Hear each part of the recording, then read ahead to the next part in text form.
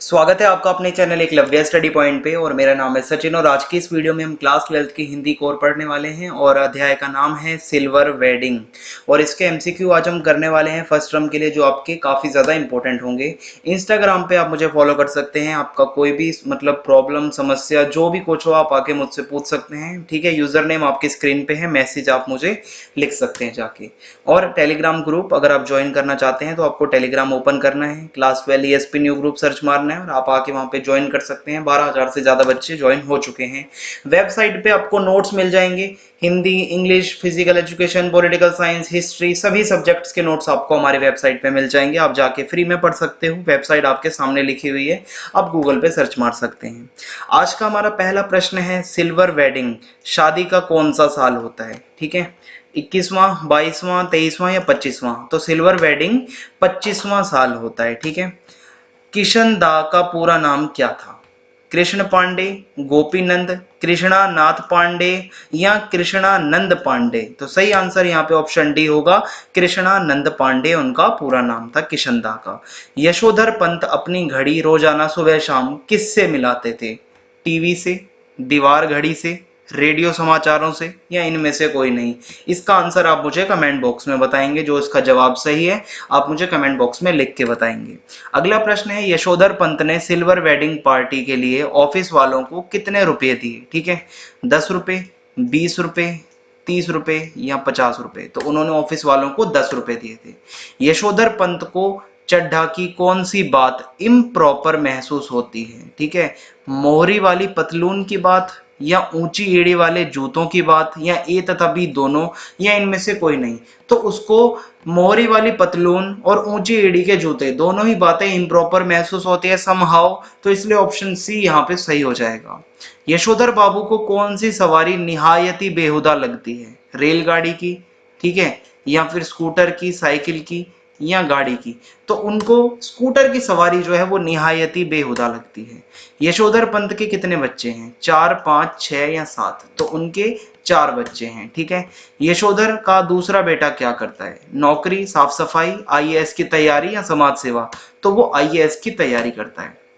यशोधर पंत के बड़े लड़के का क्या नाम है? श्याम, राम, भूषण या रमेश। तो उनके बड़े बेटे का भूषण नाम है। ठीक है, यशोधर पंत का बड़ा लड़का क्या करता है? विज्ञापन कंपनी में नौकरी या साफ सफाई, समाज सेवा या शिक्षक या पढ़ाता है। ठीक है, तो वो विज्ञापन कंपनी, एडवर्टीजमेंट कंपनी में जॉब करता है। यशोधर का तीसरा बेटा स्कॉलरशिप लेकर कहाँ चला गया? पाकिस्तान, जापान, कनाडा या अमेरिका। तो वो चला गया भाई अमेरिका में। ठीक है, यशोधर का तीसरा बेटा। यशोधर के जीजा का क्या नाम है? राम जोशी, काम जोशी, श्याम जोशी या जनार्दन जोशी। तो उसका नाम है जनार्दन जोशी, यशोधर के जीजा का। यशोधर पंत बार बार किस शब्द का प्रयोग करते हैं? ठीक है, excuse me, sorry, it's okay या समहाउ इम्प्रॉपर। तो वो ऑप्शन डी यानी कि समहाउ इम्प्रॉपर शब्द का बार बार यूज करते हैं। यशोधर पंत की सिल्वर वेडिंग का प्रबंध किसने किया? ठीक है, काफी इंपॉर्टेंट क्वेश्चन है। रमेश ने, भूषण ने, जनार्दन जोशी ने या इनमें से कोई नहीं। सही आंसर कमेंट बॉक्स में आप मुझे बताएंगे। काफी अच्छा, काफी आसान क्वेश्चन है। सिल्वर वेडिंग पार्ट के लेखक कौन है? मनोहर लाल जोशी, मनोहर श्याम जोशी, मनोहर सिंह जोशी या इनमें से कोई नहीं। तो इस पाठ के लेखक हैं मनोहर श्याम जोशी। यशोधर बाबू कौन से पद पर नियुक्त थे? इंस्पेक्टर, सब इंस्पेक्टर, सफाई कर्मचारी या सेक्शन ऑफिसर। तो वो सेक्शन ऑफिसर के पद पर नियुक्त थे। यशोधर बाबू अपने परिवार को किसके संस्कारों में डालना चाहते थे? ठीक है, ढालना चाहते थे, थोड़ी सी टाइपिंग मिस्टेक है। तो किसके संस्कारों में ढालना चाहते थे वो? श्री राम, जनार्दन जोशी, भूषण या किशन दा। तो वो अपने परिवार को जो है यहाँ पे किशन दा के संस्कारों के अंदर ढालना चाहते थे। जैसा किशन दा थे वैसे ही वो उनको अपने परिवार वालों को भी ढालना चाहते थे। दिल्ली आकर यशोधर बाबू किसकी छत्र छाया में रहने लगे थे?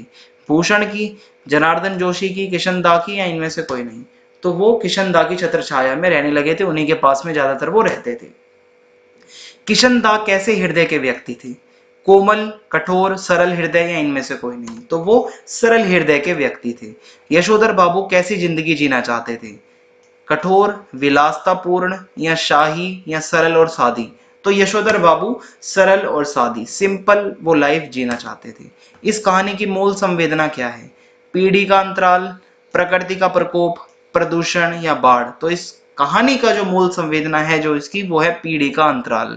कैसे? वो यशोधर बाबू पुरानी पीढ़ी वाले हैं और थोड़ी सी उनकी सोच पुरानी है और बच्चे थोड़े से नए जमाने के हैं। ऑफिस से छुट्टी होने पर यशोधर बाबू कहाँ जाते थे? इस्कॉन मंदिर, कमला मंदिर, सॉरी कमल मंदिर, बिरला मंदिर या गुरुद्वारा? तो वो जाया करते थे बिरला मंदिर की ओर। यशोधर बाबू घर से ऑफिस कैसे जाते थे? बस के द्वारा, कार से, पैदल या रथ? तो वो ऑफिस, ठीक है, यशोधर बाबू घर से ऑफिस पैदल जाया करते थे। यशोधर बाबू की किससे तकरार होती रहती थी? भाई से, किशनदा से, अपने पत्नी और बच्चों से, या इनमें से कोई नहीं? तो यशोधर बाबू की अपनी पत्नी और अपने बच्चों से तकरार होती रहती थी, ठीक है, विचारधारा उनकी मेल नहीं खाती थी। यशोधर बाबू की बेटी क्या पहनती थी?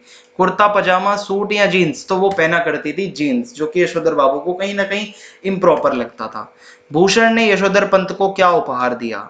जीन्स, पजामा, ऊनी गाउन या कमीज? तो भूषण यानी कि उसके बेटे ने उसको क्या उपहार दिया? उसने दिया ऊनी गाउन। तजिया का क्या अर्थ होता है? गुस्सा, व्यंगात्मक, भावनात्मक या इनमें से कोई नहीं? तो तजिया का अर्थ होता है व्यंगात्मक। सिल्वर वेडिंग पार्ट किस विधा में लिखा गया है? किस विधा में रचित है? ठीक है, साहित्य की। निबंध में, नाटक, एकांकी या कहानी? तो ये कहानी वाली विधा में लिखा गया, यानी कि कहानी है ये एक। यशोधर बाबू का परिवार किस संस्कृति में ढलने में सफल रहा? पश्चिमी, भारतीय, चीनी या जापानी? तो यशोधर बाबू का परिवार वेस्टर्न जो कल्चर होता है उसके अंदर ढला। जैसा कि हम देख सकते हैं, यशोधर बाबू की जो लड़की थी वो जीन्स पहनती थी, और जीन्स पहनना कहीं ना कहीं पश्चिमी संस्कृति को प्रदर्शित करता है। ठीक है, तो ऑप्शन ए सही हो जाएगा। पार्टी में बाबू का व्यवहार कैसा था? मनमोहक, गुस्से वाला, उदास या विचित्र? तो पार्टी में बाबू का, यानी कि जो यशोधर बाबू हैं, उनका व्यवहार विचित्र सा था। कहानी के अनुसार नई पीढ़ी किसे महत्व देती है? ठीक है, किसे महत्व देती है? थोड़ी सी मिस टाइपिंग है।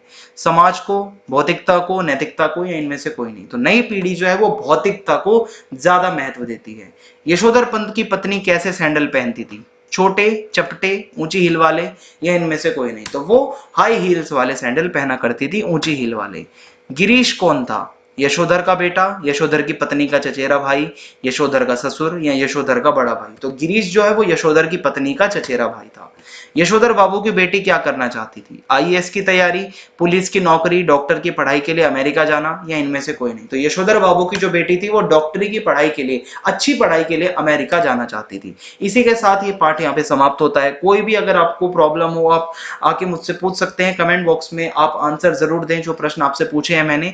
चैनल को सब्सक्राइब करना ना भूलें और बेल आइकन को दबा दें, और वीडियो को ज्यादा से ज्यादा शेयर कर दीजिए। जय हिंद, जय भारत, धन्यवाद। Thanks for watching.